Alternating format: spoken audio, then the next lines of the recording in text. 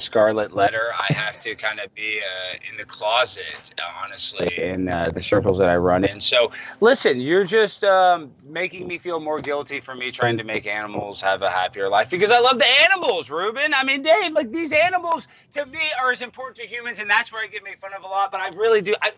I'm so sick in my head. I see a homeless person. I don't hardly really, maybe I give them a buck. I see a stray animal. I've been bit twice in the past year by trying to rescue dogs at Bachman Lake, the park near my house. So that's how sick I am about animals, Dave. It's a sickness. Have you ever tried just like a really good steak? Oh, I've eaten so much steak, and I was doing the keto and I was in great shape, but I was getting, my digestion. It kind of affected my digestion. So I did it for my digestion as well. So.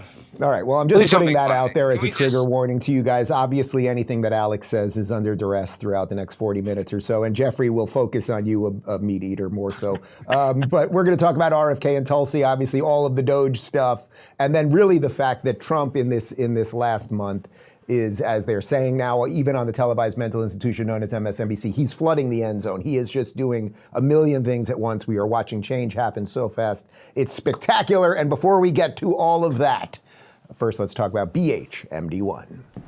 We've been told our whole lives that wrinkle creams were the easiest way to look younger. Now, one doctor says that's nothing but old news. According to Dr. John Lake, the world-renowned Beverly Hills beauty expert, most wrinkle fixes on the market are nothing but glorified moisturizers. They hardly make a dent on your appearance, and some can even be harmful to your skin, he said. Recently, Dr. Lake has focused his attention away from mainstream cosmetic practices. Why? So he can pursue a revolutionary anti-aging breakthrough, one that some experts say could empty the wallets of the cosmetic industry. It's almost like Photoshop for your face. You may even be mad after seeing how easy it is to visibly erase your wrinkles from view, Lake told reporters. His personal clients have dubbed his new do-it-yourself technique the age rewinder method because it can take years or even decades off your appearance in under 2 minutes. In light of this amazing breakthrough, Dr. Lake has released a step-by-step video to the public, free and uninterrupted, where he outlines exactly how to use this simple solution from home. You can find out more about this yourself right now. Go to bhmd1.com/Rubin or click the link in the description box below. That's bhmd1.com/Rubin. Again, go watch the video at bhmd1.com/Rubin right now, or just click the link in the description box below. All right, so the big news obviously was Tulsi's confirmation for DNI, which happened on Wednesday. We'll get to that in a moment. And then yesterday, Bobby Kennedy, officially head of HHS. We've got some info here from the Daily Wire. On Thursday, the GOP-led Senate confirmed Robert F. Kennedy Jr. to become President Donald Trump's Secretary of Health and Human Services, ending a saga which members grappled with the nominee's skeptical views on vaccines. The final vote was 52-48. All but one Republican voted for the cabinet pick, Senator Mitch McConnell from Kentucky, a childhood polio survivor who had previously warned against undermining public confidence in proven cures, was the only GOP lawmaker to break ranks and vote against Kennedy Jr., along with all of the Democrats and a pair of independents who caucus with them. In November, Trump picked Kennedy Jr. to lead HHS, saying, "For too long, Americans have been crushed by the industrial food complex and drug companies who have engaged in deception, misinformation, and disinformation when it comes to public health." Trump added, "The safety and health of all Americans is the most important role of any administration, and HHS will play a big role in helping everybody ensure that everybody will be protected from harmful chemicals, pollutants, pesticides, pharmaceutical products, and food additives that have contributed to the overwhelming health crisis in this country." Mr. Kennedy will restore these agencies to the traditions of gold standard scientific research and beacons of transparency to end the chronic disease epidemic and to make America great and healthy again. Jeffrey, I will go to you first, not only because you're a meat eater, but also because every time I bring you on the show, for now and in perpetuity, I will always point out that you were right on COVID from day one when it came to lockdowns and masks and social distancing and everything else. And I think it's worth repeating for the rest of your life because you got it when most people did not. Seeing someone like Bobby come in with a little skepticism as it relates to science, you must be quite pleased today. He was the leading critic of the COVID lockdowns. His book, The Real Anthony Fauci, came out in November of 2021, and it blasted onto the scene. The NIH at the time, the CDC, worked to try to suppress that book. They wrote Amazon, said, take this book down, don't let anybody search for it. That led to lawsuits. The courts have said that he was unjustly censored. His second book, called The Wuhan Cover-Up, is even better.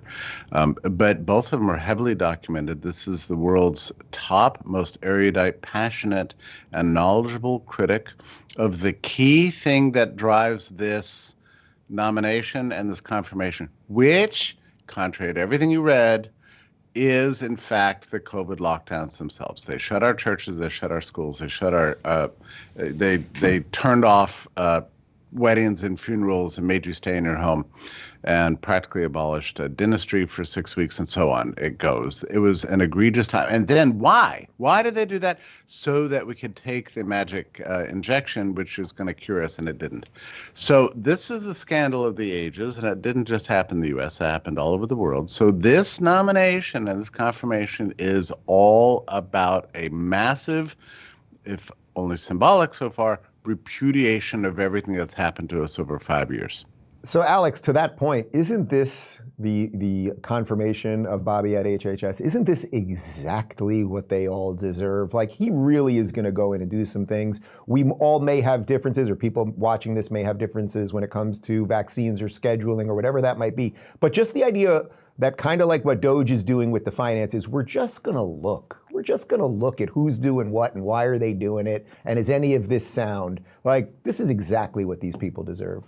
It's what we deserve as a country, actually.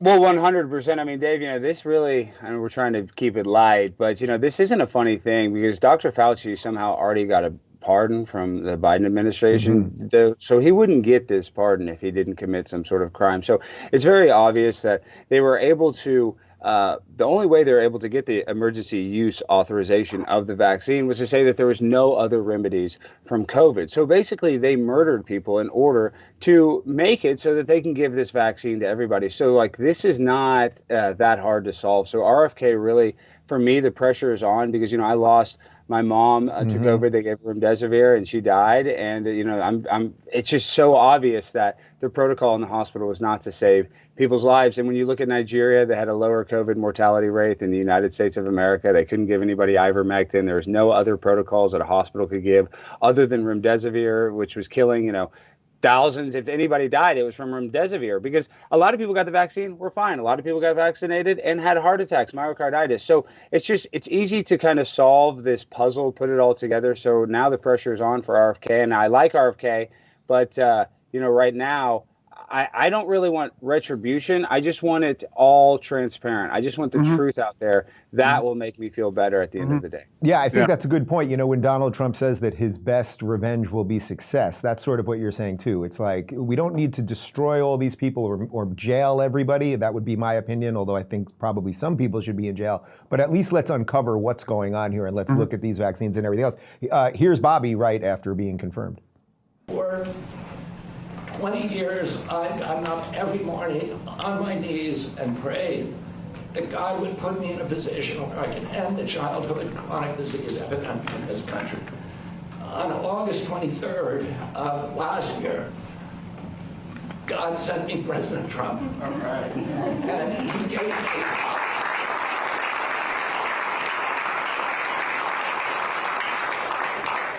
He's now given me, he's kept every promise that he's made to me. He's kept his word in every account and gone way beyond it. I'm so grateful to you, Mr. President. A lot of people told me that I couldn't trust President Trump. I better get it in writing. And we did a handshake, and everything that he told me he was going to do, he has done. Right. And I'm so grateful to him, and I've told you before, I genuinely believe that you are a pivotal historical figure, and you are going to transform this country.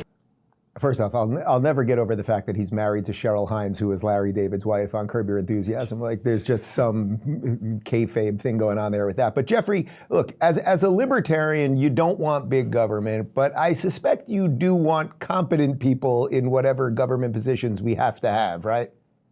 That's a decent way to put it. Article 2, Section 1 says the president is head of the executive branch.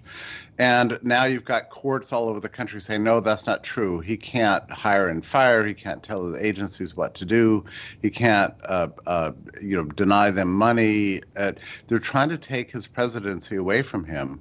And people are calling Trump a despot. It's a strange despot that reimposes free speech, that wants to control government power, that wants to gut the executive agencies of the people that are oppressing us. Okay, so that's the kind of power that he's using so far, and you've got these lower federal courts all saying, no, you can't do that. So this is going to have to go to the Supreme Court. We've got to have a president in this country. It's arguable that it's been a long time since we've really had one, maybe a very long time. He's trying to be president, and yes, that makes him a pivotal figure, and his interests are overlap very tightly with RFK, who's been suing government agencies for years and years. One of the things they both have to do is release all the documents. To Alex's point, I mean, like, we just need to know, and I think that might be one of the things that RFK can do at HHS and people at FDA and NIH and so on. We need to get the information out there. Post it on X. We'll take it from there. I think that's going to be his real power, because otherwise he's dealing with, think about it, 80,000 bureaucrats underneath him. Come on, Alex, one of my calculations when I was supporting DeSantis during the primaries, and I have no problem having a mea culpa about it, was that I thought that Trump wasn't going to be able to staff with the right people. This was 2 years ago. It was a very different world than now. I have no problem admitting that not only was I wrong, but I was cataclysmically wrong. And I think it's great that we're here at this very moment. But when you see Bobby, and we'll get to Tulsi in a moment, and hopefully Cash gets through, and Pete Hegseth, who's doing a bang-up job already, and Rubio's crushing it, it's like we have competency back. And we completely forgot over the last 4 years at least, and maybe it was longer than that, what competency was. Well, it's funny you say that, because when you look at 2020, you think like, oh, maybe, this was the worst thing ever. January 6th happened and Biden went in. But really, for Donald Trump, it couldn't have been any better that he got to take those 4 years off. Everybody got to see how terrible things are with the shadow president, how untalented, Kamala Harris is. So really, for Trump, it gave him 4 years to kind of sit back and strategize on what moves he needed to make and what his base really wanted. And listen, I was with you, Dave. I was like, there's no way they're going to let Trump win. They're going to try to, use some sort of legal way to stop him, because they kept on trying to, give him all these phony charges. So I really thought the possibility of them ever letting him be president again was basically zero. And I'm so happy that I was wrong. And I campaigned for Trump. I debated for Trump, but I still, I didn't really think it was real until about a week after the election. So, those 4 years off has made him like a ninja currently. And that's why these people are so frustrated, because he's able to kind of show them, compare and contrast why he's already so much of a better president than the last administration. Right. They basically threw him into that pit that Bain was in, and now he's like, I'm back now. You are in trouble. I was just trying to work that. In. I'm very pleased with that one. That was pretty good, right? I was born in it. This really is a people's movement. Politico ran a very interesting article yesterday asking the question why more pharmaceutical companies and medical doctors and, public health people didn't come out in more overt opposition to Robert F. Kennedy. And their answer was that they knew it was hopeless. That the support from him is wide and broad, that there's a ferocious movement out there that's, brought together MAGA, MAHA, and DOGE, and it like we've never seen anything like this, and they realized it was completely hopeless. So they just gave up. Now the fight really begins, because, of course, they're going to try to use every bureaucratic trick in the book to stop his influence, and they're just like they're doing with DOGE, and they're doing this with Hegseth and so on. So it's going to be a daily struggle. I'm really all for champagne celebrations, but really, the real struggle begins now. Yeah, no, there's a fight to come, and I think everyone gets it. Alex, hang on one sec, because let's get to Tulsi real quick, because obviously she was sworn in on Wednesday, and I think we've got an image of that. That was at the White House, and then right after that, just 4 seconds, yeah, I got the hug. I was at the swearing in. I think we've got the video right there. And I should tell you that what I whispered to her that she laughed at was, I said, my work here is now done. I can retire, because I, for years, was encouraging her to leave the Democrat Party and do the whole thing. And she did it, and I'm feeling very proud. And it's like, man, this is a woman who not only was a Democrat 4 years ago, but who Hillary Clinton was calling a Russian asset while she was a a current member of our military. And Alex, it's just like, man, the all-star team is here. Well, and that's why they really can't stop them from getting nominated or actually getting the position, because if you really look at RFK and Tulsi, they're both basically liberal. I think, you look at Mia Bialik, that woman from, I forget which show she was on, like 30 Rock from the Sun, one of those stupid shows. But Hollywood used to be anti-vax. Jim Carrey, Jenny McCarthy, they used to go around on every show talking about how they didn't like vaccines. So, and they weren't canceled, but it became this like weird cultural shift, I guess, after the Occupy movement, where these liberals felt like all of a sudden they had to be, support wholeheartedly our healthcare system, which has only, gotten worse as we've gotten, along in our country's existence. Our healthcare system sucks, but these people all support it blindly. So it's weird, because these were the people that occupied and were anti-vaccine. So we've had a huge cultural shift. And now you got people like Tulsi, who's super talented, who's moderate. Same with RFK. So they're for everybody, and they're the populist party. And I think that's why Donald Trump's such a great president, because he's a true populist. Jeffrey, how worried that even, you mentioned DOGE and getting caught up in the courts, which we'll get to in the next segment, but someone like Tulsi coming into DNI, having to do major reform, are we using our own systems and institutions against us? Like, she's got a lot of work to do.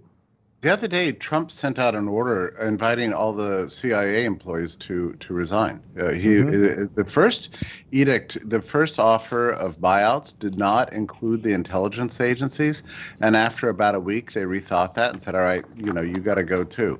So I think it's very likely they're all going to be gutted. I'm toying around, Dave, with a theory that what's actually going on here is the formation of a kind of a third political party within the structure of the existing two. Almost everybody in a top leadership position within the Trump administration are refugees from the Democrats. Yep. Right? And then but all the Democrats voted against, 100% of them voted against RFK, even though he's a scion of the greatest Democrat family in the country. They all voted against him. And then you've got the old line Republicans who joined, McConnell, in voting against him too. So it seems like we're seeing this complete political realignment take place within the structure of the existing two parties. I'm not sure if anybody's described it that way. Yeah, no.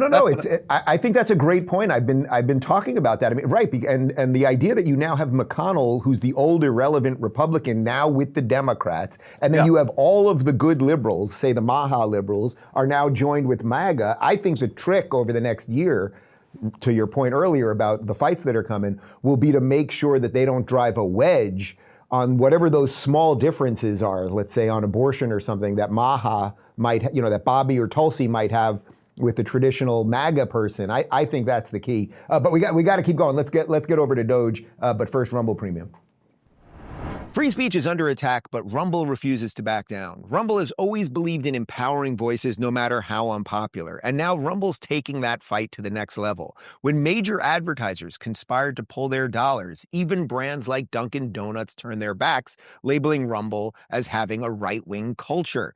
But Rumble's not here to fit a mold. It's here to defend free expression for everyone. To strengthen this mission, Rumble is launching Rumble Premium, an ad-free experience packed with exclusive benefits for viewers and creators. More than a subscription, it's a stand for free speech. Your voice matters. Join Rumble Premium today. For a limited time, get $10 off an annual plan with promo code Rubin at rumble.com/premium/Rubin. Whether you subscribe or just keep watching, your support keeps free speech alive. Let's turn the tide together. All right, so let's jump over to DOGE, because that's really the meat of where everything is at right now. And I can tell you, having been in D.C. for a couple of days, it's what everyone's talking about at every table, at every bar, everywhere.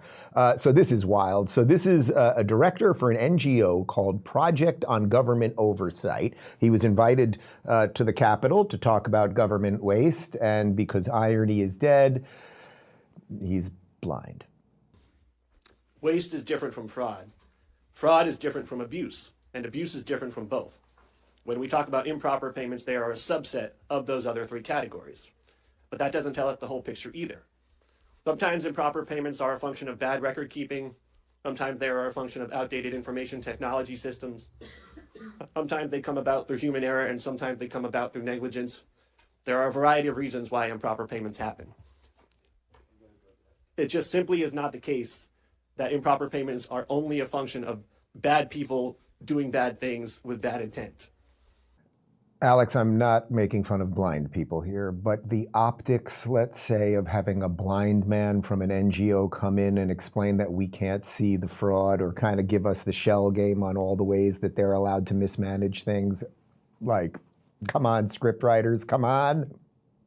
Well, Dave, I mean, if you really thought about it, if you're in the writer's room and somebody pitched the idea that, hey, let's make a blind guy in charge of the oversight committee, they'd say, no, that's just not realistic. Over the Nobody top, would baby. believe that.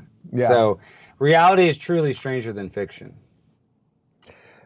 Jeffrey, there are going to be an awful lot of people at these NGOs who are going to say things like that, right? It sort of makes sense. And there's some truth in what he said. Okay, there's a lot of ways you could have fraud or negligence or whatever. But the point is, it doesn't matter. We've just had enough of this, and DOGE is coming in to make sure we have no more of it. Well, what are we doing here? We're trying to bring normal systems of accounting to government, Right. which there is not a business on the street on which I live that doesn't have books in the back that are checked every day. If there's $9 missing, they're going to figure it out.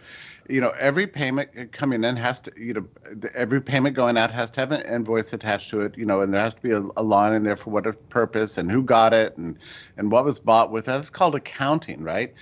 But listen, I don't know if the two of you saw this article the other day, and I keep screaming about this because I can't believe it's not a national scandal. But 4 days ago, the New York Times ran an article by 5 former secretaries of Treasury. I don't know if you saw this or not. 5. I don't think so.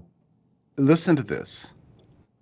They said in this article they were really upset that DOGE had penetrated the holiest of holies, namely the payment systems of the federal government, because they said that space belongs only to these are their words, a small group of non-political civil servants are supposed to control the payment systems. Oh, yes. And nobody else is allowed. And they said that this has been true since 1946.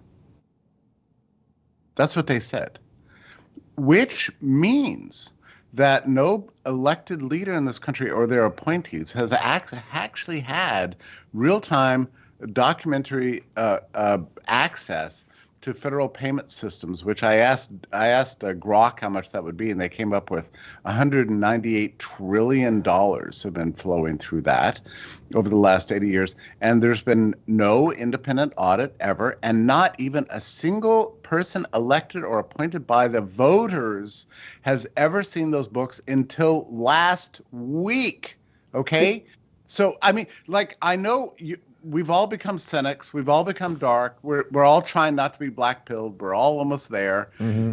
This was something I never even imagined, nor did I imagine that 5 former secretaries of the Treasury would go to the New York Times and admit this in defense of perpetuating the system as if it's a good one.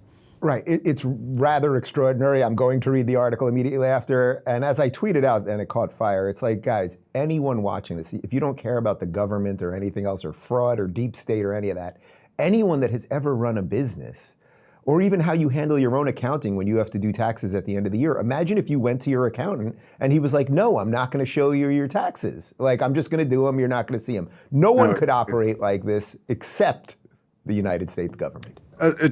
Dave, just yesterday, I got a call from the person who keeps our books because, in fact, we had the Brownstone Institute, had a $9 charge on its credit card, and nobody knew what it was for. So I spent several hours running it down. We eventually called the bank. I eventually ran it down. But this is what you do. That's called accounting. That's called accounting is related to accountability, right? I mean, those are all the same things.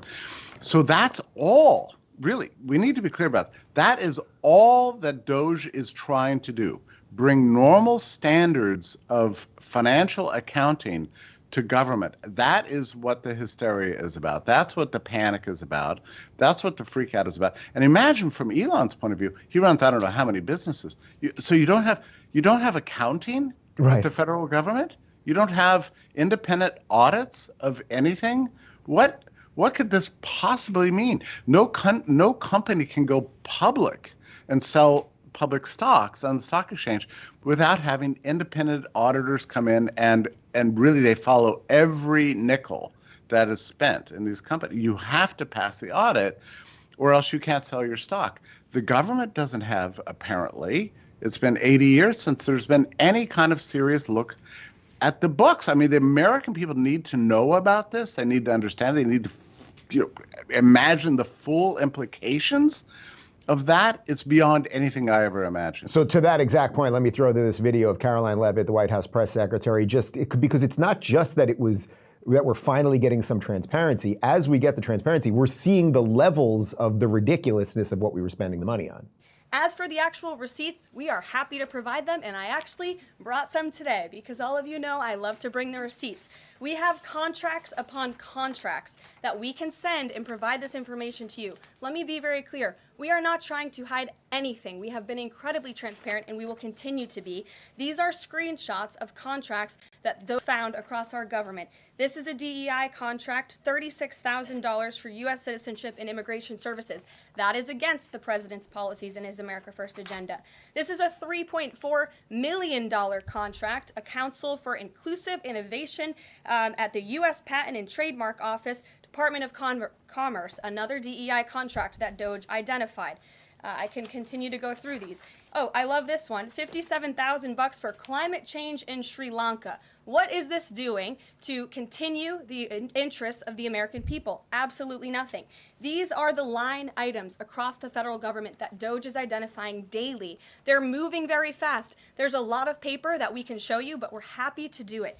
This administration has been more than transparent about what DOGE is doing. And here's one of their tweets that they posted about the mine. I believe this is in Pennsylvania, where the federal employee retirement system is being processed. Did anybody know this was even happening in our country before Elon Musk talked about it in the Oval Office yesterday? A lot of Americans didn't. Alex, it's genuinely mind-blowing, and we're seeing so much of this, and it's billions and billions of dollars. I do want to note that my director, Connor, is a big fan of the Trans-Peruvian comic book that we were funding, so if we let that one slide for a moment, the rest of this is a bit much, wouldn't you say?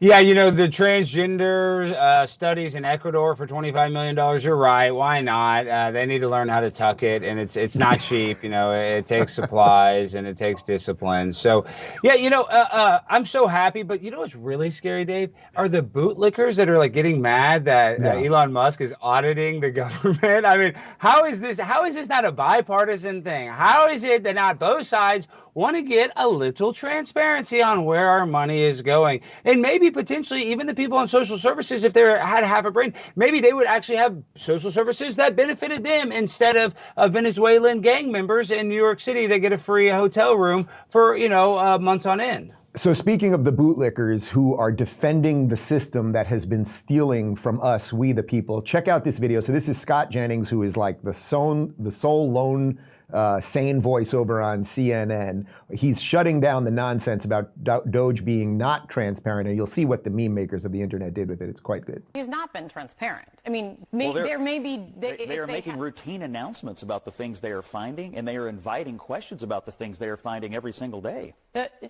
by definition, he's not being transparent. They're not providing data for the things that they say they have found evidence of. They just aren't.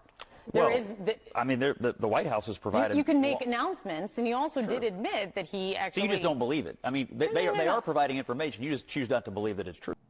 Do you see why they want to censor the internet? Like, that's exactly it right there. Kate Bolden, I think that's her name on CNN. It's like they're not being transparent, and then there you go. They are doing this in the.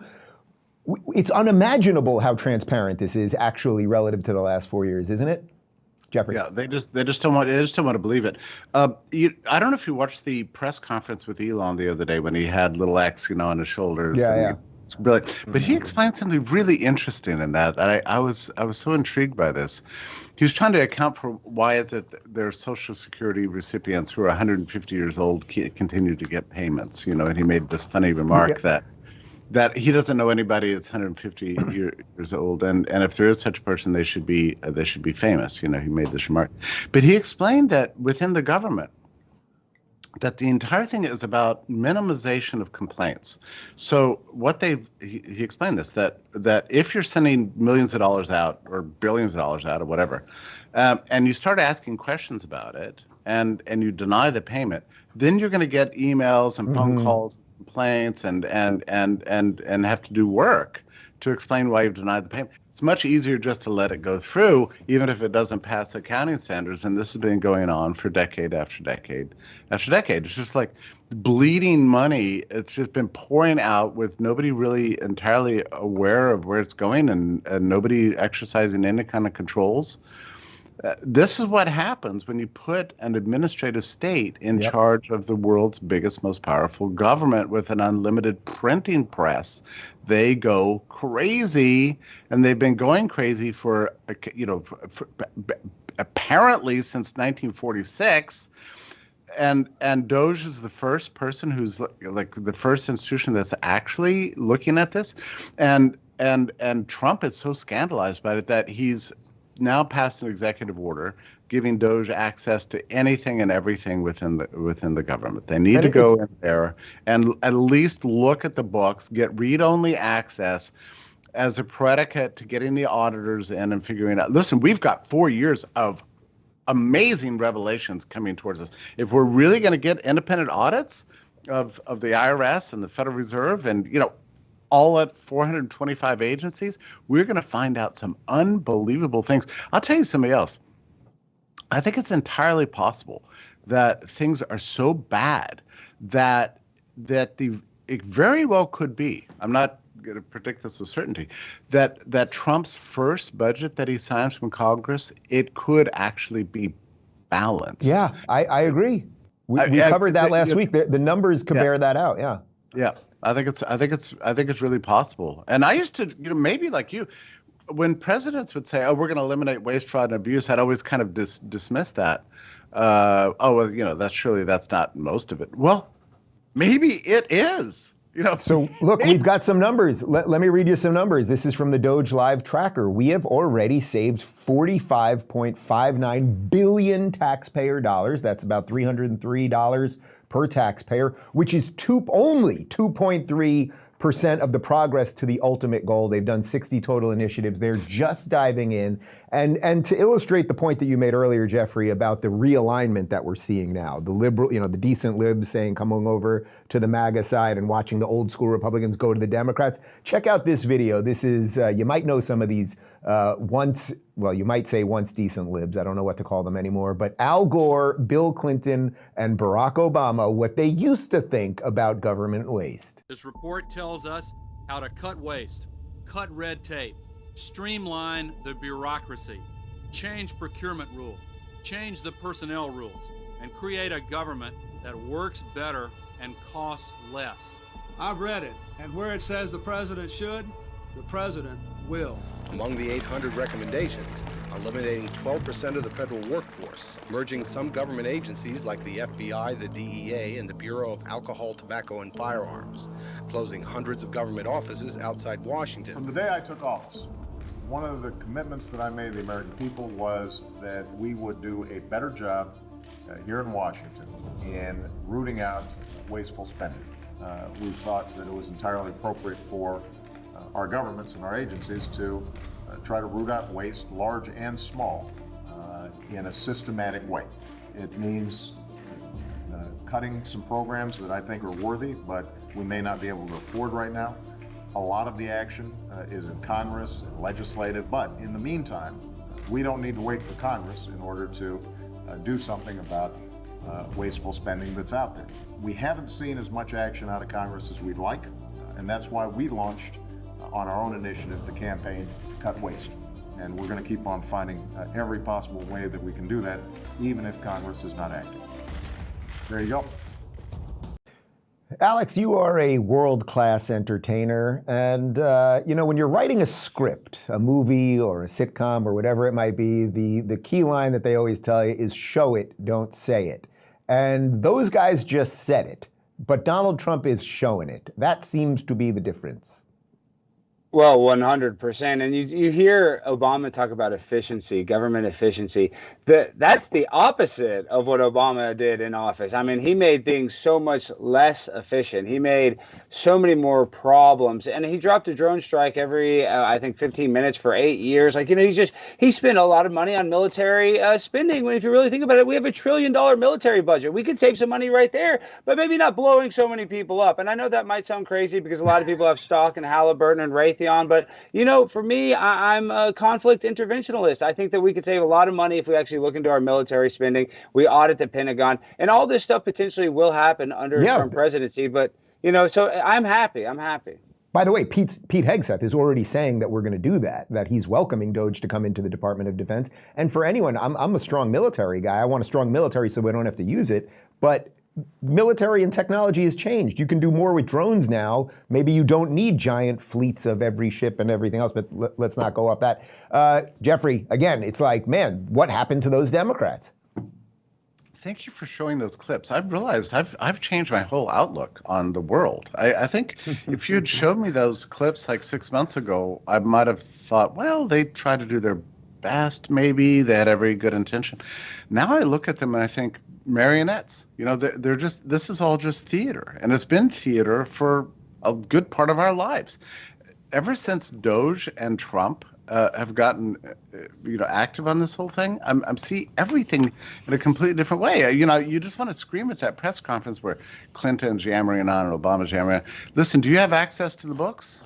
You know, can we bring in an outside auditor to look at what's going on in federal payments? What would they have said if a reporter had bothered to ask such a question? We didn't know until really last week, until earlier this week, that none of them really had access to any of the books, that it was a handful of civil servants that were looking at the payments coming and going, and that everything else is just rhetoric and political theater and really gibberish. Now we're seeing real change, and just the promise of it is so enormously exciting. And, you know, I love the way they're framing it. It's like, if the government is spending money on things that we don't need, then it shouldn't be spent on. They're robbing money from you. Right. You know, you're paying your taxes out to these people. They are squandering your money. That is not justice. That is not liberty. That is not good finance. That is fraud and pillaging, and it has to stop. And this message is so powerful that, you know, this is why Trump has, you know, historically high approval ratings right now, and they're only going to get higher as long as they can stay on this message. Right. Well, that's what I love. That's what's so great here, because it's like they're pointing out, hey, there are people stealing from you, and they're defending the stealing right in front of your face. So it's like, okay, keep going hysterical, guys, because when the budget comes back and it is balanced, or inflation starts going down, or your taxes get lowered because the government doesn't need as much money, I think that's a pretty winning argument for the most part. We'll have more on the media reaction to some of this in just a sec, but first, 1775 coffee.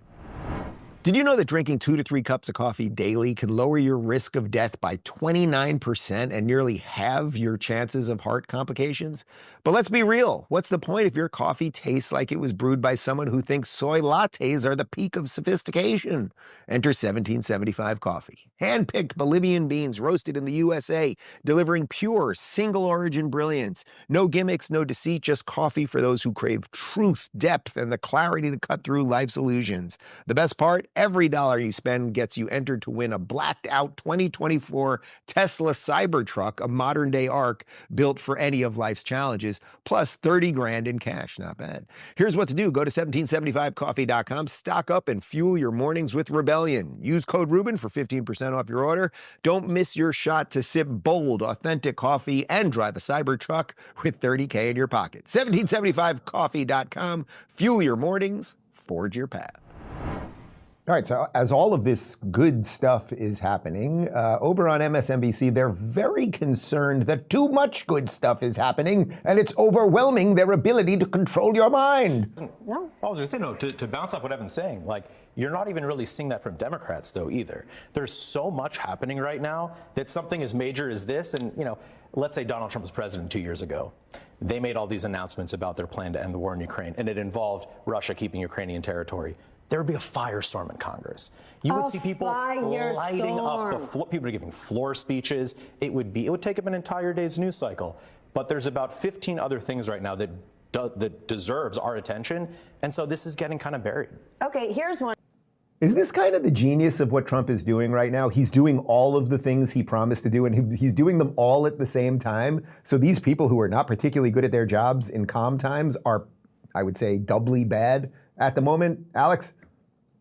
Well, and the scuttlebutt is that Trump is going to solve this crisis in Ukraine within the first 100 days of his presidency. Like, that is what everybody's saying. And it's kind of a sad solution in a way, because it's basically what they wanted at the beginning. Like, the Donbass region would go to Russia, which was already autonomous, basically. And it's like, why is Ukraine, costing their citizens' livelihood for a small part of their country? And listen, they won't join NATO, and I agree with that. So it's a very simple solution, actually. And the fact that all these people had to die, I believe almost 1 million Russians, and I think it's like 100,000 Ukrainians is the numbers I think they give us. So it's just an unfortunate thing. Some of the videos we saw with the modern warfare with the drones and stuff, it's very scary. It's just very unnecessary to have to go through that in this modern era. And Trump will fix it, but Ukraine's going to end up losing. It's going to be exactly like they wanted at the beginning. It's just going to be all a waste. Here, Connor, let's jump ahead for a second. Let me read Donald Trump's Truth Social post about what's happening in Russia right now, because to your point, it's going to be resolved exactly the way most of us thought it was going to be resolved about 3 years ago. Trump posted this yesterday. I just had a lengthy and highly productive phone call with President Putin of Russia. We discussed Ukraine, the Middle East, energy, artificial intelligence, the power of the dollar, and various other subjects. We both reflected on the great history of our nations and the fact that we fought so successfully together in World War II, remembering that Russia lost tens of millions of people, and we likewise lost so many. We each talked about the strengths of our respective nations and the great benefit that we will someday have in working together. But first, as we both agreed, we want to stop the millions of deaths taking place in the war with Russia-Ukraine. President Putin even used my very strong campaign motto of common sense. We both believe very strongly in it. We agreed to work together very closely, including visiting each other's nations. We have also agreed to have our respective teams start negotiations immediately, and we will begin by calling President Zelensky of Ukraine to inform him of the conversation, something which I will be doing right now. I have asked Secretary of State Marco Rubio, Director of the CIA John Ratcliffe, and NSA advisor Michael Waltz, and Ambassador and Special Envoy Steve Witkoff to lead the negotiations, which I feel strongly will be successful. Millions of people have died in a war that would not have happened if I were president, but it did happen, so it must end. No more lives should be lost. I want to thank President Putin for his time and effort with respect to this call, and for the release yesterday of Mark Fogel, a wonderful man that I personally greeted last night at the White House. I believe this will lead to a successful conclusion, hopefully soon. I mean, Jeffrey, I know your feelings about the Ukraine war and the boondoggle and the money and all of that stuff, but some sort of negotiated settlement, kind of like Alex just laid out there, where there's going to be some sort of territorial concession by Ukraine. NATO's probably going to be a little bit off of Russia's borders, and this was all just a giant waste, and I think deeply connected to the money laundering that we've been talking about for the first 40 minutes or so. None of this would have happened without the money. It would have stopped long ago. And it wouldn't have even begun were it not for, as Trump pointed out, were it not for Biden's announcement that Ukraine would join NATO. That's what provoked this conflict in the first place. And so I'm so glad Trump is saying this. And it's so interesting to listen to these MSNBC reporters. I don't know how you do it. I don't know. I think it's drugs. God bless your producers who, watch mainstream television and listen to these people. But, they're all complaining that the old order is going away. And they want it back because they want to talk about their stupid things that they used to talk about. Their stupid little narrow paradigms of nothing, nothing, nothing. The fake world they used to inhabit and create, every single day, which, I was so sick of it. And now that they're just upset that that is gone and that the subject has changed. We're talking about reality. We're talking about fiscal responsibility. We're talking about peace. We're talking about preserving free speech. We've changed the subject. They're just mad about it because they don't know how to talk about the new subjects. That's why the guy was complaining. He's like, can you believe they're saying these things? If they had said that last year, our heads would have exploded. Well, right.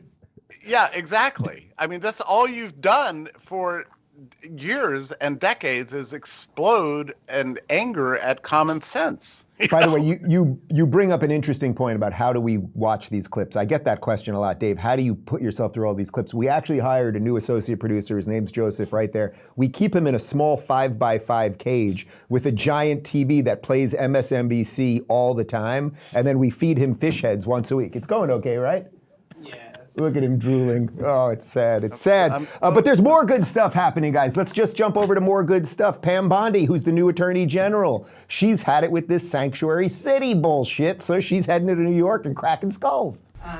We're here today because we have filed charges against the state of New York. We have filed charges against Kathy Hochul. We have filed charges against Letitia James and Mark Schroeder, who is with DMV. This is a new DOJ, and we are taking steps to protect Americans, American citizens, and angel moms, like the mom standing right behind me, who you're going to hear from in a moment. New York has chosen to prioritize illegal aliens over American citizens. It stops today. As you know, we sued Illinois, and New York didn't listen. So now you're next.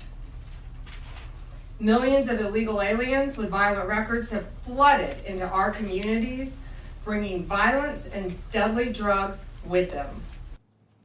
Here, real quick, just to be nice, because I'm feeling it today on this Friday. Joseph, we just let him out of the cage for a second. Do you love your job? Do you love your job? But wait, a little closer, a little closer.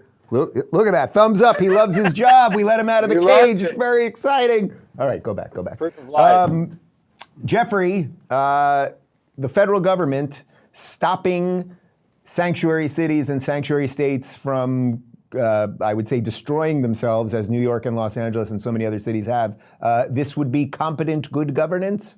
Yeah, I mean, I'm so impressed with what she's doing. You remember when they went after Eric Adams, New York mayor of New York City, and it was interesting because I was all over the press. New York Times, oh no, the corrupt mayor. Oh really? In New York City? That's really unusual. How's that possible? But the things that he was accused of were actually on the verge of being hilarious. As I read the stories, it was things like, oh, he got like $1,000 kickback from a restaurant that he got upgraded on a flight, that guy, because that's never happened to anybody. And there was he gave a fire permit to a restaurant in exchange for like, I don't know, $1,000 kickback or something. It's like, what? How is this possible? This is not like mega. This is not so. But once you realize that he was complaining about the fact that major portions of Manhattan real estate and hotels are being turned over to recruit fake voters from all over the world to inhabit fancy apartments at taxpayer expense so that they could make sure that New York stayed blue, which is in fact what was going on. And he blew the whistle on it. And of course, the indictments came down from the Justice Department, right? It was outrageous to see this corruption. Just the corruption was not Eric Adams. It was the Department of Justice that went after him, Mm-hmm. And to see that Bondi has figured this out, they all knew this. In fact, Trump said this at one dinner because he saw him sitting out there. He said, they're going after you too. You must be doing some good stuff. Of course. So the new Justice Department is reversing that and many, many other things that have been going on in this country. And it's such a blessing to watch it all unfold. All right, so we're going to stop this sanctuary city nonsense. So we're going to stop the blue states from destroying themselves as badly as they want to. And get this, yep. Alex, you're in Dallas, Texas, but a little south of you is that border with Mexico. And look what the Marines are doing, those crazy guys. Yeah, they're building a wall. Alex, is that exciting or racist?